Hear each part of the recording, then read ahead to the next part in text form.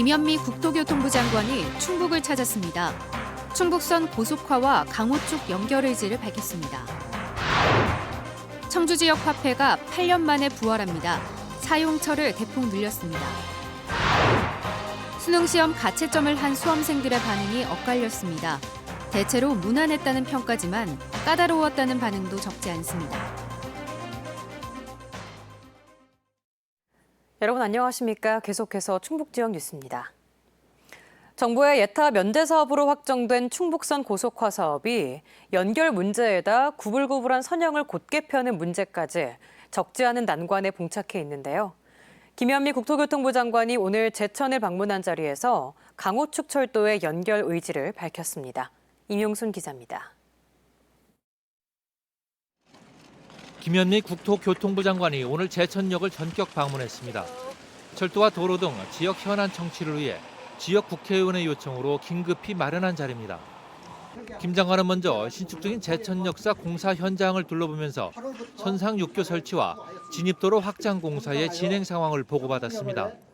일부 공기 지연 우려에 대해 당초 계획대로 내년 말 완공될 수 있도록 하겠다고 밝혔습니다. 충북의 최대 현안인 충북선 고속화 사업에 대한 요구도 나왔습니다.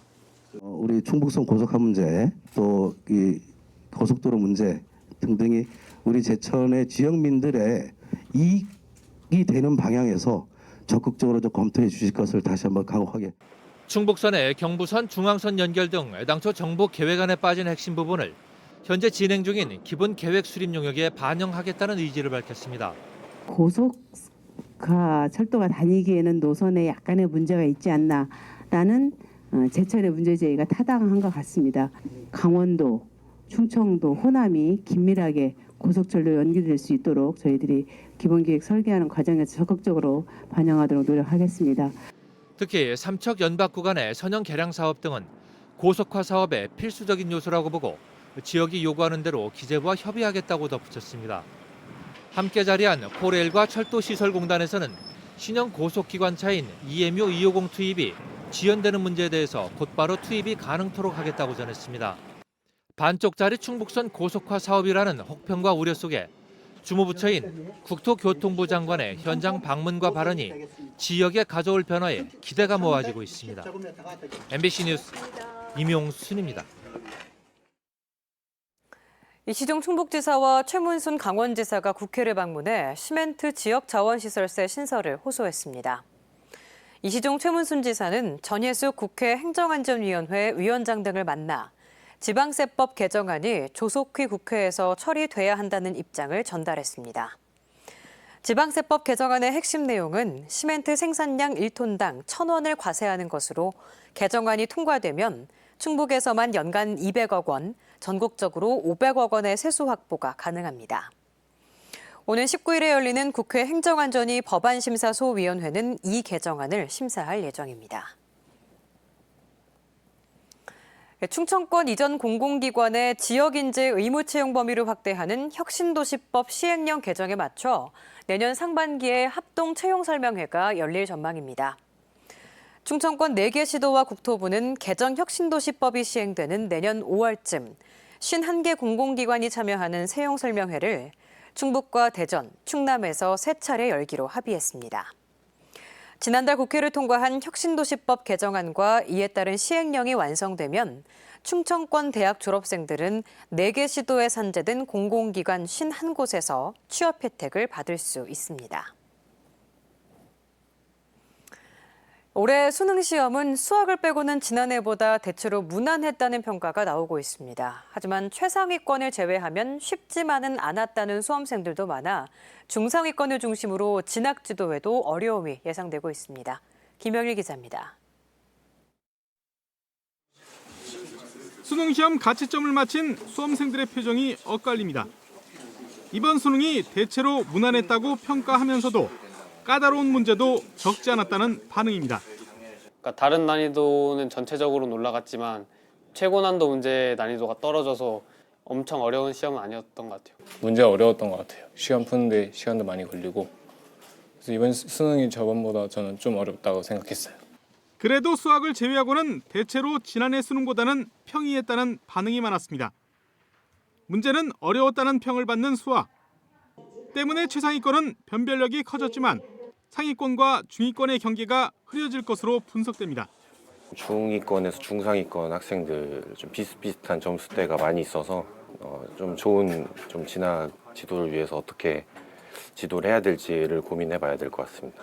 정시 경쟁이 더욱 치열해질 것으로 예상되면서 수시 모집에 지원한 수험생들은 당장 내일부터 시작하는 논술과 면접 등 대학별 고사 준비로 바빠졌습니다. 충청북도교육청도 맞춤형 진학 상담을 통해 수험생들이 입시 전략을 짜는데 도움을 주기로 했습니다. 저희가 분석을 해서 12월 21일경에 정시 지원 설명회를 해드리고 학생들 개별적으로 맞춤형 상담도 계획하고 있습니다. 한편 올해 수능 시험에서는 수험생 5명이 4교시 선택 과목 응시 방법 위반 등의 부정행위로 적발돼 성적이 무효 처리됐습니다. MBC 뉴스 김영일입니다. 전국 지자체에서는 정부의 예산 지원에 따라 지역 경제 활성화를 위해 지역 화폐를 잇따라 발행하고 있는데요. 청주시도 온누리 상품권이 생기면서 중단했던 지역 화폐를 다음 달 8년 만에 부활시킵니다. 충북에선 처음 선보이는 선불 카드형으로 큰 할인폭과 폭넓은 사용처가 특징입니다. 조미애 기자입니다.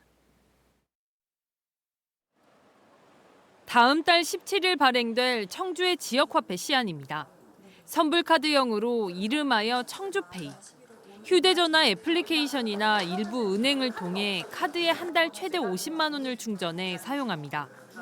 청주시는 다음 달 100억 원 규모로 발행해 출시 기념으로 30억 원 소진 시까지 10% 할인액을 돌려주고 상시 6%의 할인 혜택을 주기로 했습니다. 온누리 상품권은 차별적으로 전통시장 외에 소상공인들이 운영하는 곳에 사용할 수 있어서 아마 시민들이라든가 상인들이 호응이 클 것으로 기대하고 있습니다. 높은 할인율과 체크카드와 같은 30% 연말정산 소득공제로 소비자 사용을 유도하겠다는 것입니다. 10% 할인되죠. 지역 발전에도 쓰이고요. 또 내가 다니면서 그냥 지갑에다 넣고 다니면서 쓸 수도 있으니까. 핸드폰에도 끼니까 편리할 것 같아요. 사업자에겐 카드 결제 수수료를 0.3% 낮춰줍니다. 일단 소상공인들의 기대감은 있습니다.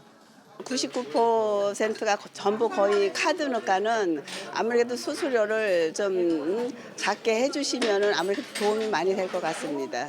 네, 젊은 분들이 더 많이 오실 것 같고요. 재래시장이 활성화될 것 같아요. 마트에서는 안 받으니까요. 종이형 상품권과 달리 가맹점 등록이 필요 없고 대형마트, 백화점, 준대규모 점포 등 34곳과 유흥업소 등을 제외하면 어디서든 사용할 수 있습니다.